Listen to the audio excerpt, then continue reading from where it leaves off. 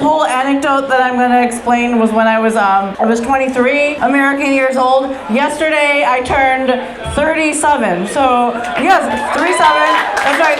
This whole thing was like about 63 years ago. So it was pretty rooted in antiquity, but informative. The guy, I won't say his name, so I'm just calling him Tate for the moment. General basic features. He was 5'7". Does that count as a short king? Yeah. Yes. So I think maybe it's like, if anybody calls me a height queen now, it's just that initially, like a short king ruined my life. So all right, he was really pedantic. He had a good chin.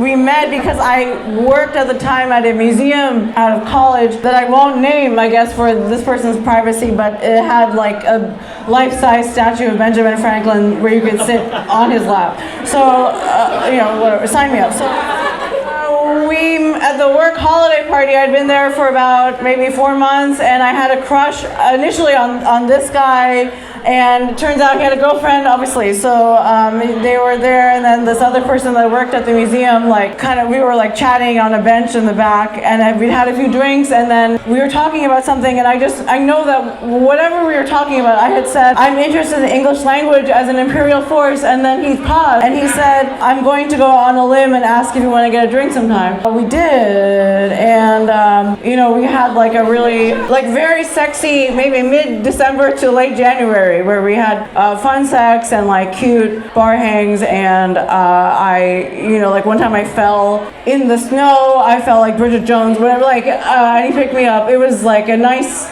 And I felt like, this is a man, but we were 23. So the thing is so then what happened is that I could feel him pull away, towards the beginning of February.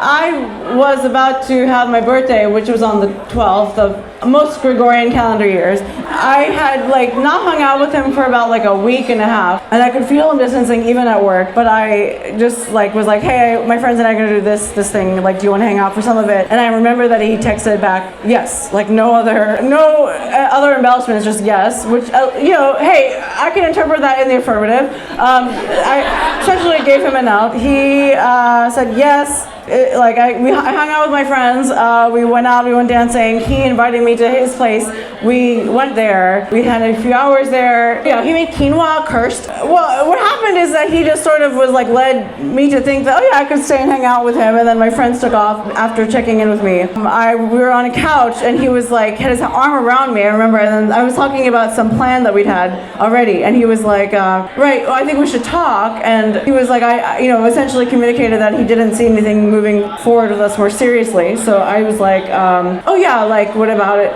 Are you even casual? And he was yeah. And then I got it in, and then the next day, the morning it happened again. And so then I, for I don't know, sake of clarity, was hey, so what are you feeling? Do you want to continue this casually, or not continue, in this plane of reality? And he was maybe not. And yeah, it was my birthday morning, so okay, so then I went back with raccoon eye, from mascara, and we maybe for the next few months at work we barely interacted.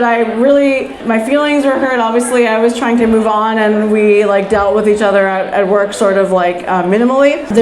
I even took up with another guy in a different department at the museum that was also 23, whose name is Trent, but it begins with a B, so it's different. But that's just for his privacy. And then he was yeah. He knew about my history with this other person, but he was you're hot and you have good ideas. So, yes, what a man. So,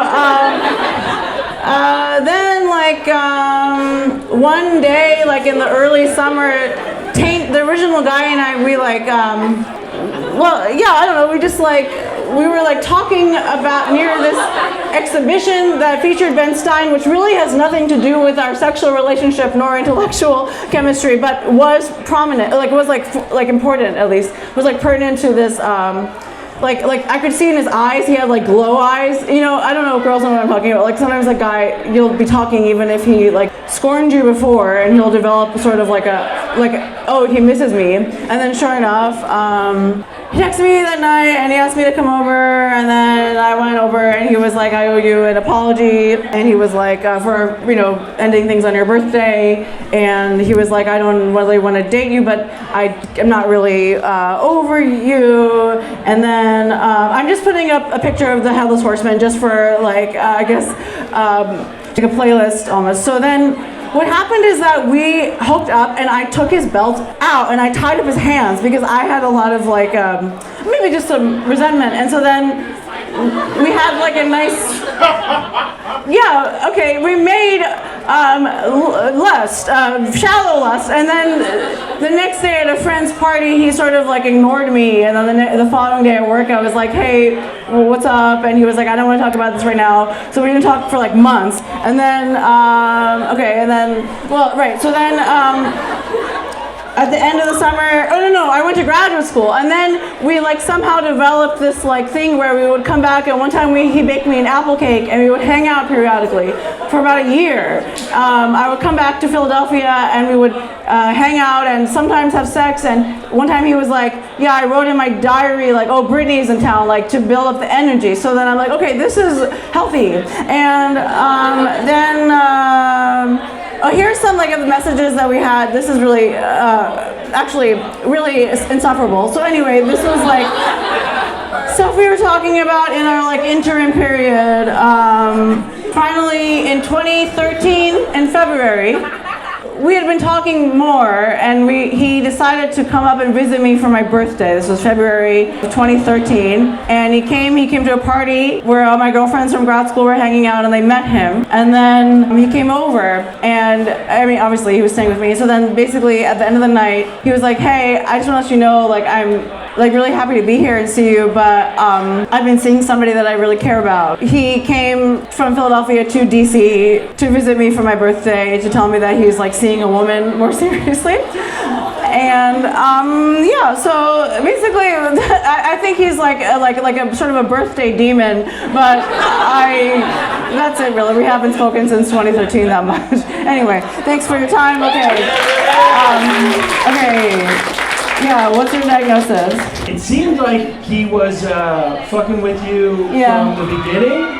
Oof, that sucks. I know. Yeah, that sucks a lot. Even to my cold fuckboy heart, that sucks. Maybe you guys feel something about this. I think it was a classic case of just like not that into me. Well, into you enough to keep fucking with you, but not into you enough to be honest with you. Right. Okay. Wow, empathy from a fuckboy. What an honor. I feel like the Grinch growing a full heart right now. I don't like it, so. Thank you for sharing that with us. Rick. Oh, you're so welcome, Kate. My diagnosis is, I think you're lazy. Okay. Do not fuck people where you work.